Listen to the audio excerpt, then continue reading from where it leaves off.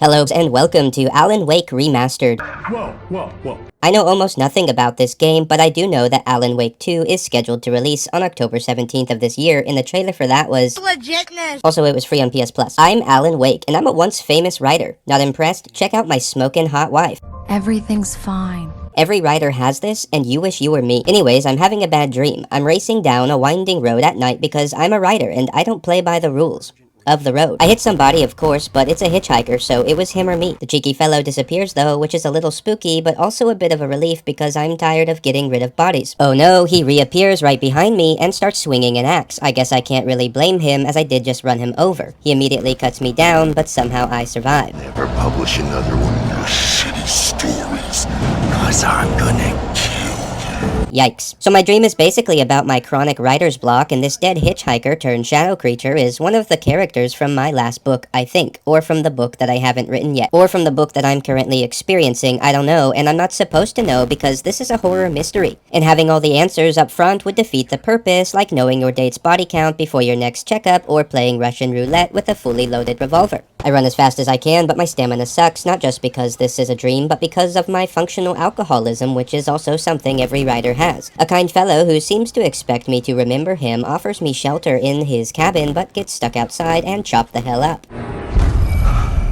Some voice enters my dream to teach me how to defeat the shadow people, and it's basically with light and bullets. Shine the flashlight until their shadow powers are impaired, and then blast away. I make it to the lighthouse, which is actually really dark inside, and am consumed by the dark presence when I'm woken up from the nightmare by my smoking hot wife. You're so jealous. Everything's fine. We're on vacation, and she wants me to pose for a picture next to some old guy, so I stand here motionless and blank-faced. I'm so photogenic that I don't need to pose or smile. I'm a writer. And I'm famous in some places, but I'm the kind of famous that resents being famous. The kind of famous that doesn't want people to know I'm here. The kind of famous that doesn't want to give you an autograph or even really talk to you at all. The kind of famous that's kind of a tool. So what are the chances that I choose to vacation somewhere where everyone knows me and has my cardboard cutout in the local diner like I didn't do this on purpose? Anyways, I'm looking for the person who has the key to our cabin. Mr. Wake, Alan Wake. Oh God, I am your biggest fan. I know people say that all the time, but I really am. I'm glad to hear that. Rose. Oh gosh, geez, I just hate being recognized so much. The man I'm looking for is Carl Stuckey, who googly-eyed waitress says is probably taking a dump. Do me a favor, Sonny! Something terrible happens when a senile old man asks me to play Coconut on the jukebox. This is true horror. There's a poor lady over here who needs to go real bad, but she's afraid to poop in the dark and the lights are out. You can hurt yourself in the dark. I think I can handle it now. Some old woman dressed for a funeral comes out of nowhere and gives me the key and directions to the cabin. She's super creepy and insists that she come by later to check on us. I warn her that me and my smoking hot wife might be totally doing it, but I insist. we drive off as Mr. Stuckey tries to give us the key to our cabin. Why do we need 2 keys? So Alice is apparently super afraid of the dark, but the electricity is reliant on a rusty generator in an old shed away from the cabin, so we should be fine. She calls me upstairs for a surprise, and my, I tried to warn the creepy old lady. I'm not the surprise. It's in the study.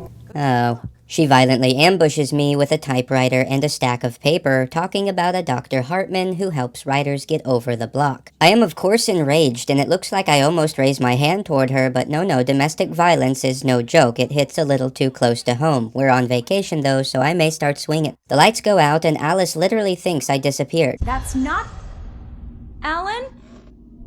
Alan? Damn it, Alice! The lights go out again, and I hear my smoking hot wife scream with the fear of a toddler whose nightlight went out. I race back to the house to find the banister broken, indicating that she took a dive into the water below. How does this woman ever close her eyes? I dive in after her, but wake up in our car, hanging over a cliff. I have no idea how I got here. I couldn't remember how I got there. All I knew was that something terrible had happened to Alice. I need to get to a phone to call for help, and I keep finding pages of a manuscript that seem to predict what's about to happen. Old Stucky Stuck is a shadow creature now and starts stalking me through the darkness of a lumberyard. He's a scary boy, and I'm forced to flashlight him to death. Having escaped the lumberyard of horror, I make it to the gas station. There's a TV in the garage that turns on by itself, showing me talking to myself about how if I stop writing, I'll lose Alice, and there's only darkness outside of the story. I'm both confused and secretly thrilled that I'm on TV, even though I totally resent being famous and stuff. I use the phone to call the police, utilizing the survival technique of sounding as white as possible so that they'll come quickly. The lady sheriff takes me back to the cabin, which, what do you know, isn't there. I don't know if I'm trapped in a nightmare or a book or a man's body, but flashback to 3 years ago to show that Alice and I had a good relationship, and yes, she is super afraid of the dark. It just really spooked me. The doc seems to be a little worried about me though, but I can't tell him what horrific shenanigans have been going down lest he have me committed so that I can't find Alice. The lady who refused to poop in the dark is back checking bulbs in the police station. She walks like she still hasn't found a bathroom with working lights. Poor girl. There's a bunch of missing person flyers on the wall like this guy whose identifying feature is his knack for winning contests, which having looked at him is exactly how I would describe him because basic middle-aged white guy is too specific. I get a call from a guy who says he has Alice and wants me to go to a place called Lover's Peak. I'm about to leave the police station when that Dr. Hartman shows up talking about how he discussed my situation with my wife on several occasions. His haircut is enough to push me over the edge, and I punch him right in the face. How can you help me if you can't help yourself? Barry's my trusty agent who half believes my story. He shows up wearing an outfit that says, I know exactly who I am, and it only makes sense to me, and I'm comfortable with that. Al? We should go to the sheriff or call the FBI? Damn it, Barry, they'll kill her! You're my best friend, and I'm worried that you're not right in the head. Tell me what to do to help, and I'll do it. I run off into the dark haunted woods by myself because it's literally my only option. I'm getting some trippy brain quakes and finding more manuscript pieces that predict what's about to happen, but who's writing them? I hear Officer Rusty screaming for help and rush to his aid. Something has destroyed the visitor center and he claims that what he read on the manuscript page came true. He says he saw something black moving toward him and immediately emptied his revolver, but the dark presence banged him up real bad and then finished the job when I tried to turn the lights on. I'm about to get totally deaded by some shadow creatures when someone lights them up with a flare. My rescuer is none other than Alice's kidnapper, who I'm forced to survive with for the time being. Flashlight's kid stuff. The flares will keep the bastards away. I've got the flashlight and he's got the gun. He won't give it to me even though he's the absolute worst shot I've ever witnessed.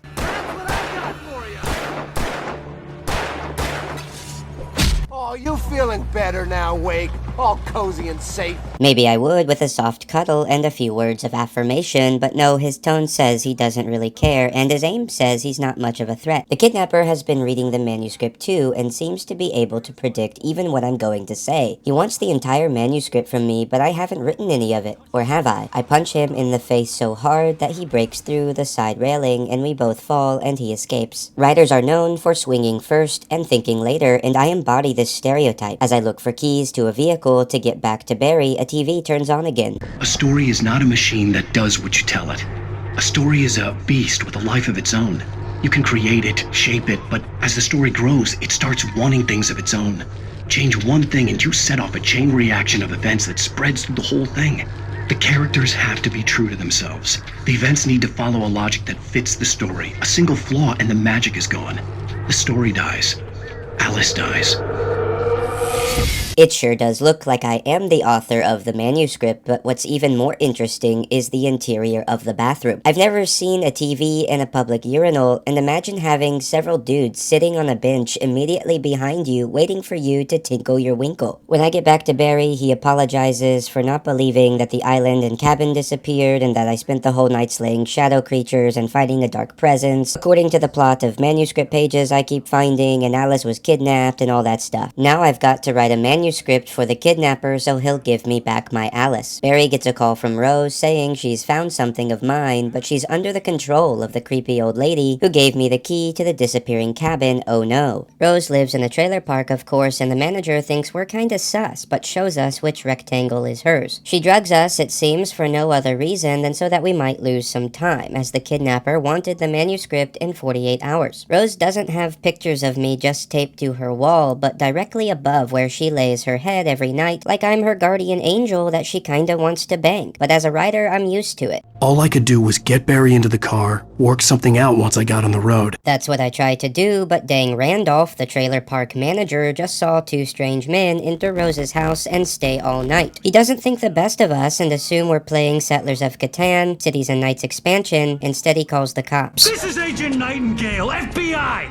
Get him Stop, Hemingway! You're under arrest! Agent Nightingale arrives at 100, so I run for it as they open fire even though Randolph is standing right there. Why is that dude so mad at me? It's an expansion. That means there's room for 3 other dudes to play Catan with Rose. The cops chase me for a little while, many of them getting killed by the dark presence. I seek refuge at the radio station, and the host is that old guy I took a picture with at the beginning of this nightmare. Nightingale shows up and fires a shot into the window. He's more trigger happy than Andrew Tate in a woke university's safe space. Whoa. He's as unhinged and dangerous as a writer who shapes the world through his manuscript pages, and for some reason he wants me dead. I run away and find a vehicle. Actually, it wasn't that simple. I had to light beam a lot of shadow people and objects because the dark presence is growing stronger and possesses objects now, but anyway, I head to meet the kidnapper at the coal mine with only a couple hours before the deadline. Manuscript was coming true. The current of its narrative had taken me deeper and deeper into dark waters. Alice had been taken from me. Barry was probably in jail. I was a fugitive from the FBI. The whole world taken over by the dark presence was trying to destroy me. It all felt real, but it matched a textbook case of insanity. Bro totally ghosts me. I wait for several hours and the dude doesn't show up. This has never happened to me, and I think this is what it must be like for people who aren't writers who get stood up on dates. The kidnapper finally calls me and tells me he changed the meeting location. He also won't let me talk to Alice until he has the manuscript, and this is just sloppy kidnappery. To progress, I've got to shut off the power so I don't get zapped into the shadow realm. The control panel is about 100 yards away, so I return to my favorite pastime of hitting people with my car. The dark presence is literally throwing tractors at me now, and it tractors me to death several times, but somehow I survive. Another TV turns on, and I'm now talking to it about finding books by one Thomas Zane who used to live on the lake of our disappearing cabin. He writes about his girlfriend being afraid of the lake and taken over by the dark presence. And I'm going to borrow these things for my story, apparently. What's going on? I don't know, but I make it to the peak where Kidnapper wanted to meet. I can hear him pleading with someone, saying he doesn't know where she is, and I find him whimpering with fear like I did the other day before having to take a phone call. Just text me. The dark presence scoops him up, and it would have got me too, but I'm a writer and quick on my feet, so I lunge to grab a flare, forcing it to drop me. I fall for a long time with bukus of butterflies fluttering in my tummy. I cold plunge regularly in preparation for common life moments like these, so the impact and cold water barely phases me as I accept my fate, ready to be done with this nightmare. Unfortunately, someone saves me. It's the bad haircut, and he's locked me up in his cozy little asylum, trying to convince me that I'm a longtime patient of his who just had a major episode. He claims that my Alice drowned, and being unable to face the pain sparked my psychosis. I don't fall for it though. A disappearing island and a dark presence that consumes people and uses them as puppets seems far more likely. The horror intensifies as I run into the dementia-afflicted old man once again. Being crazy's a requirement, sonny. As a storm approaches, they call me by the name of Thomas Zane, which totally trips me out, and they tell me about the old Anderson farm, hinting that I'll find answers there. In the panic, the demented old farts bash one of the lady attendants with a hammer, allowing me to get the key to Hartman's office. It's some inspiring teamwork, and I find Barry locked in a closet adjacent to Hartman's office. If all of this is real, I was totally right about the guy. I had no reason to doubt myself, though. I'm a writer. Hartman totally kidnapped Barry and locked him up here, but not before he stole my cardboard cutout from the diner to stick it to Rose for drugging us. I try real hard to pretend I'm not distraught over it being removed from the public eye. I need people to know I'm famous so that they can also know how much I don't care. We get into Hartman's office looking for the manuscript, and he shows up and is all like, blah blah blah, you can't be in here, you're having a mental breakdown, blah blah blah, so I threaten to shoot him in the face. I'll shoot you in the face. The dark presence pulls a B&E and heads right for Hartman's office, in which I lock him where he is presumably destroyed. Afterwards, though, I have a pretty sinister grin on my face, and when this is all over, I might seriously need to talk to a licensed psychiatrist. Not that one, though, he's dead. The dark presence totally colonizes the place, and I barely escape by the hair of my chinny chin chin. I meet back up with Barry, and we head towards the old Anderson farm. Alice? They never had Alice. She's trapped in the darkness at the bottom of the lake, but she's not dead. The lake, it does something to the works of art created here. It makes them come true. But there's a catch. The dark presence, whatever that thing is, twists it to its own ends. Through many trials and tribulations, we make it to their old homestead, which has me missing Alice something fierce. I just miss her. The old men were in the moonshine business, and Barry suggests we get drunk and wait out the night. I think it's a ridiculous idea until my functional alcoholism kicks in. I'm a writer. And while I'm missing Alice, I have only a bottle of moonshine and my thankfully unscathed cardboard cutout to console me, which frankly is more than enough. But behold, the powerful moonshine might make you go blind, but it opened my third eye to recall a repressed memory of the cabin. The creepy old lady who I first met while contemplating how I was going to poop in the dark took Alice and thus took control over me, making me think she drowned, but then that I had to write out her salvation on the pages of a manuscript which was the Dark Presence's plot to gain freedom from the lake and unlimited power. She had Alice and the manuscript was the ransom for her, but I had enough sense to write Thomas Zane into the story in BioShock cosplay to come to my rescue before I completed the manuscript. I ran, hopped in the car, and crashed into a tree after spending a whole week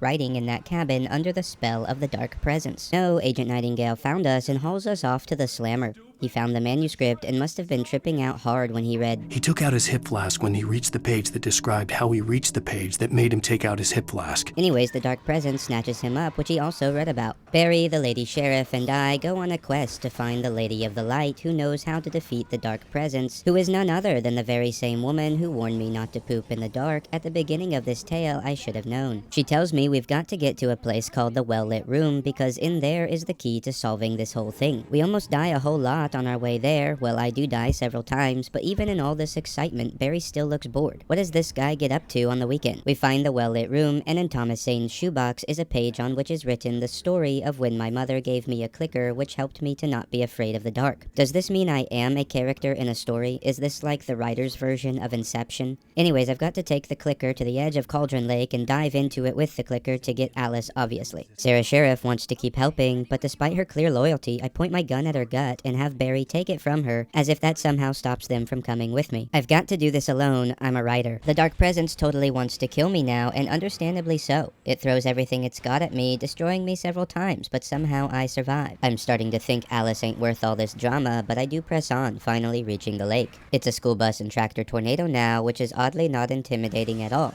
A few flares takes care of it, and I dive into the darkness, all self-sacrificially like.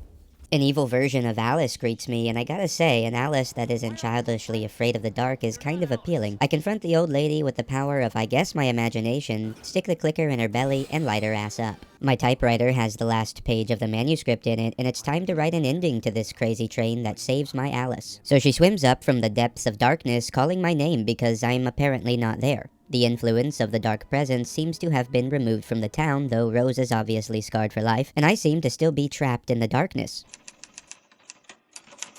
It's not a lake. It's an ocean. Alan, wake up. The hell does that mean? Thanks for watching, friends. I hope you enjoyed Alan Wake Remastered. Alan Wake 2 is coming out October 17th, so hit the like button and subscribe because I am getting that day one and we'll have ourselves another little adventure. More videos to come in the meantime though, so stay tuned.